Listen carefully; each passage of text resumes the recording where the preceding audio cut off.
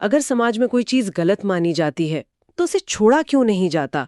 और अगर कोई व्यवस्था सदियों से लोगों को बांट रही हो तो वो आज भी जिंदा कैसे रहती है?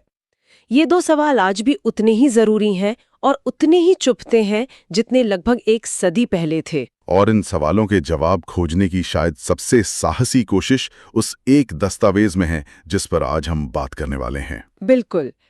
हम सब ने डॉक्टर बाबा साहेब अम्बेडकर की किताब एनाहिलेशन ऑफ कास्ट यानी जाति का विनाश का नाम सुना है, लेकिन अक्सर इसकी चर्चा या तो विवादों में उलझ जाती है या फिर बहुत सतही रह जाती है।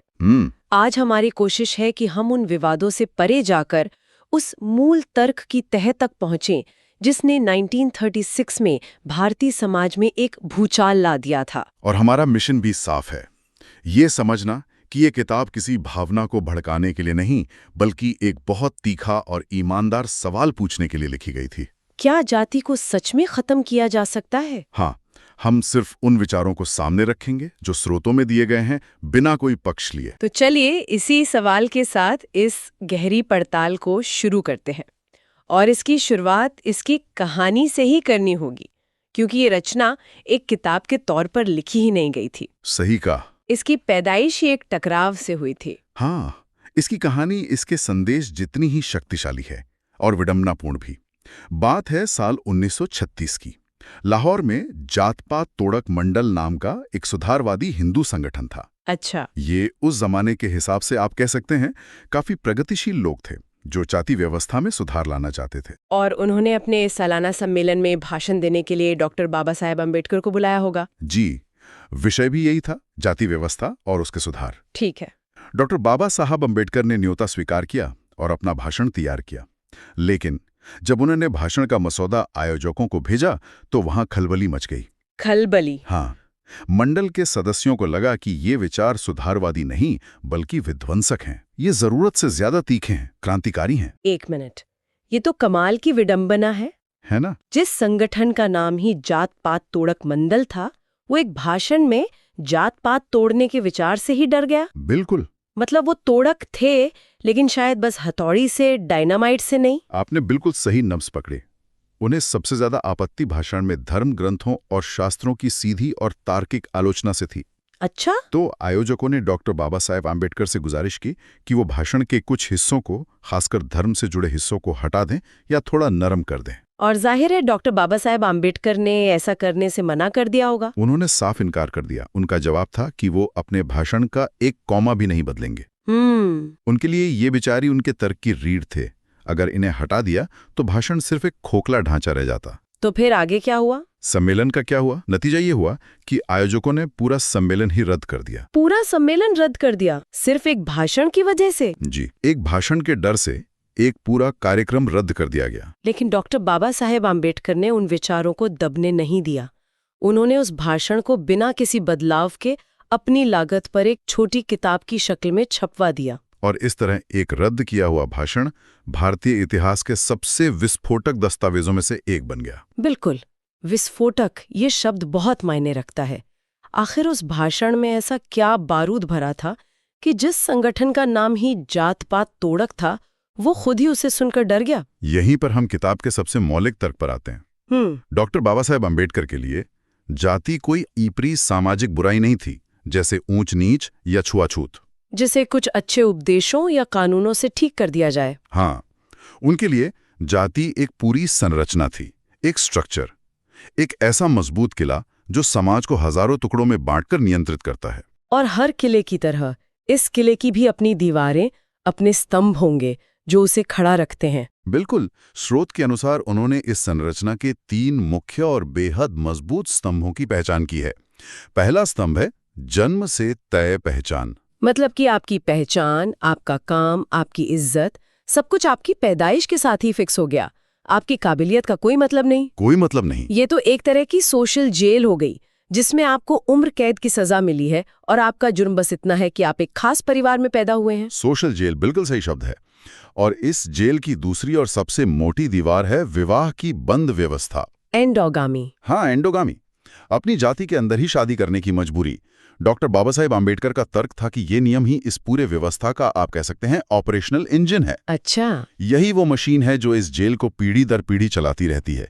ये खून की तथा कथित शुद्धता की धारणा को बनाए रखती है और जातियों के बीच की दीवारों को इतना मजबूत कर देती है कि उन्हें पार नहीं किया जा सकता। तो पहला स्तंभ पहचान को कैद करता है, दूसरा स्तंभ उस कैद को अगली पीढ़ी तक पहुंचाता है, लेकिन तीसरा स्तंभ जो शायद सबसे विवादास्पद था और जिसने आयोजकों को सबसे ज्यादा डराया होगा, निश्चित रूप से तीसरा और सबसे मजबूत स्तंभ है धार्मिक स्वीकृति।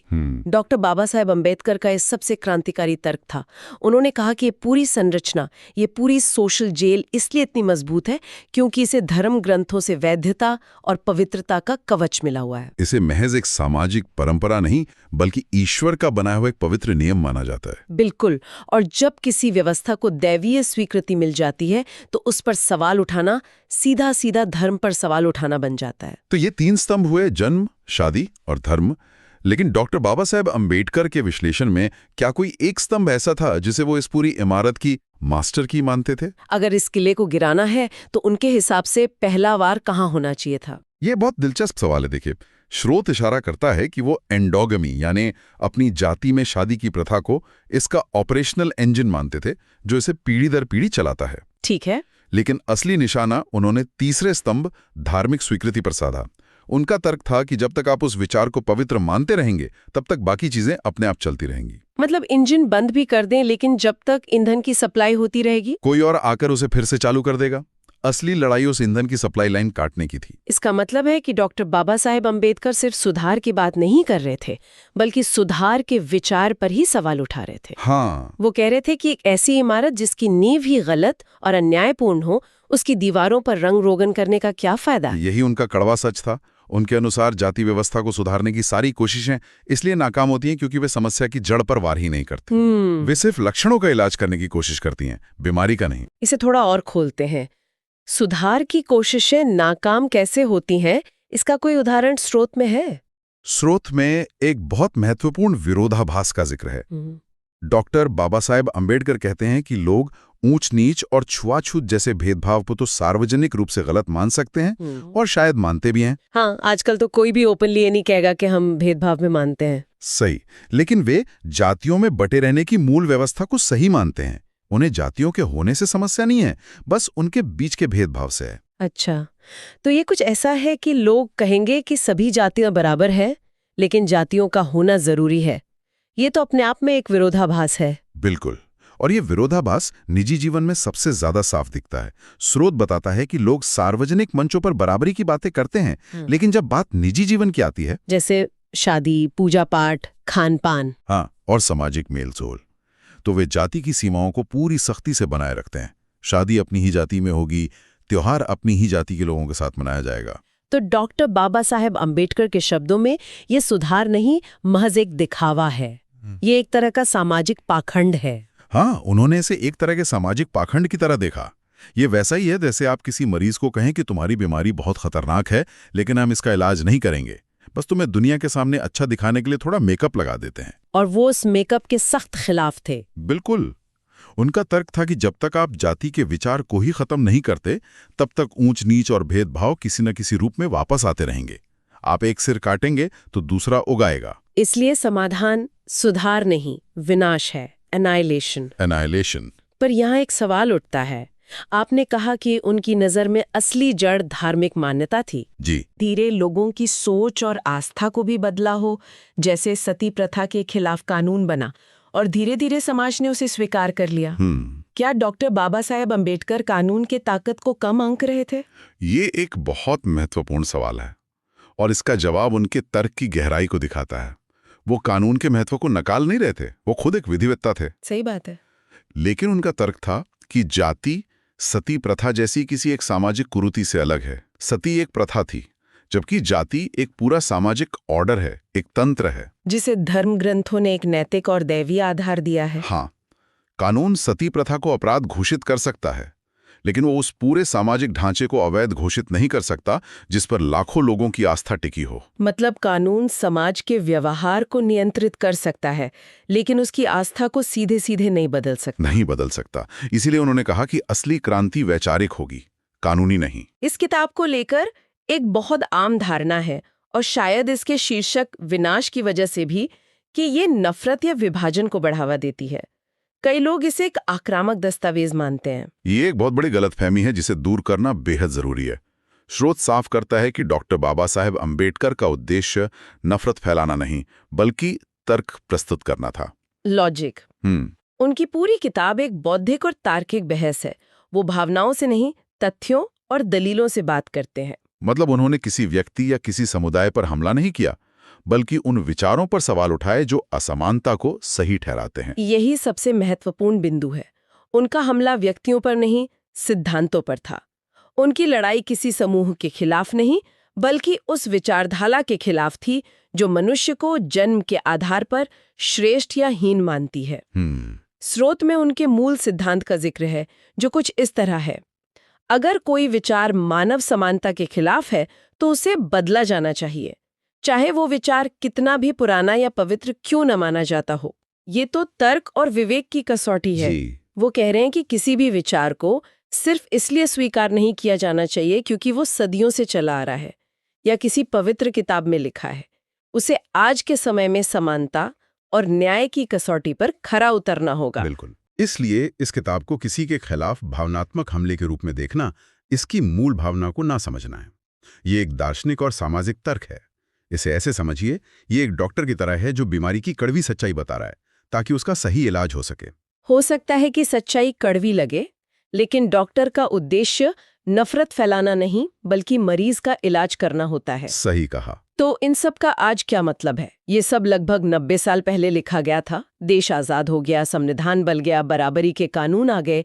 आज के दौर में इस किताब की क्या अहमियत बची है? ये सवाल ही इस किताब को एक ऐतिहासिक दस्तावेज से ज्यादा बनाता है। यह किताब आज भी उतनी ही प्रासंगिक है, शायद कुछ मायनों में और भी ज्यादा। क्यों? क्योंकि ये हमें बताती है कि असली लड़ाई किससे है। और वो असली लड़ाई क्या है? लोगों से, व्यवस्था से? स्रोत के अनुसार ये किताब ये नहीं बताती कि किससे लड़ना है, यानी किन लोगों से लड़ना है, बल्कि ये बताती है कि क्या सोचना बंद करना है। अच्छा। ये लड़ाई बाहर किसी दुश्मन से नहीं, बल्कि हमारे अंदर बसी उस मानसिकता से है जो हमें जन्म के आधार पर बांटती है। ये मानसिकता को बदलने की बात करती है। तो ये एक बाहरी क्रांति से ज्यादा एक आंतरिक, एक मानसिक क्रांति का आह्वान है। हाँ, ये हमें दिखाती है कि जाति सिर्फ एक सामाजिक या राजनीतिक समस्या नहीं है, ये एक मानसिक अवस्था भी है। ये हमारे सोचने के तरीके में, हमारे अवचेतन में बसी है। हम भले ही दफ्तरों में, शहरों में आधुनिक होने का दावा करें, लेकिन जब शादी जैसे महत्वपूर्ण निर्णय लेने की बात आती है तो यही सदियों पुरानी मानसिकता सतह पर आ जाती है। और डॉक्टर बाबा साहेब अम्बेडकर का वो अंतिम सवाल जो उन्होंने तब पूछा था, वो आज भी समाज के सामने एक बड़े आईने की तरह खड़ा है। बिल्कुल, वो सवाल आज भी गूंजता है। क्या हम सच में समानता चाहते हैं या सिर्फ उसका दिखावा? ये सवाल कानूनी सुधारों और राजनीतिक भाषणों से बहुत आगे जाता है। ये सामाजिक और व्यक्तिगत ईमानदारी की मांग करता है।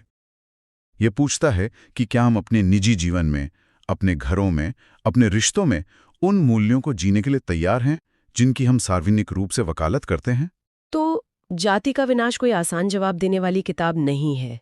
ये कोई गाइड बुक नहीं है जो आपको बताए कि क्या करना है। नहीं। जैसा कि स्रोत कहता है, ये असहज करती है क्योंकि ये हमें सोचने पे मजबूर करती है। ये उन मान्यताओं पर सवाल उठाती है जिन्हें हम बिना सोचे समझे पीढ़ियों से स्वीकार करते आए हैं। सही कहा। ये भारतीय समाज की संरचना को समझने के लिए एक बुनियादी दस्तावेज है। ये एक आईना है जो हमें दिखाता है कि हम कहाँ से आए हैं और हमें कहाँ जाना है। ये तर्क देती है कि सच्ची समानता पाने की चुनौती केवल बाहरी नहीं है, जैसे कानून बनाना या नीतियां लागू करना। हाँ। असली और ज्यादा मुश्किल चुनौती हमारे अंदर उन विचारों के खिलाफ है जो हमें विरासत में मिले हैं। इस पूरी चर्चा का सार ये है कि डॉक्टर बाबा साहेब अम्बेडकर के अनुसार जाति व्यवस्था की मजबूती का आधार उसकी धार्मिक मान्यता है। जी। और ये एक गहरा सवाल छोड़ जाता है, क्या किसी सामाजिक संरचना को तब तक पूरी तरह से खत्म किया जा सकता है जब तक उसकी नींव को एक बड़ा वर्ग पवित्र और अटूट मानता हो? और एक समाज को सामूहिक रूप से ये तय करने में क्या लगता है कि एक सदियों पुराना विचार अब स्वतंत्रता, समानता और बंधुत्व के आधुनिक मूल्यों के साथ मेल नहीं खाता? अगर ये वीडियो अच्छा लगा हो तो लाइक करें, शेयर करें और ऐसे ही किताबों के विश्लेषण के लिए किताब सार को सब्सक्राइब करें। अगले किताब के साथ फिर मुलाकात होगी।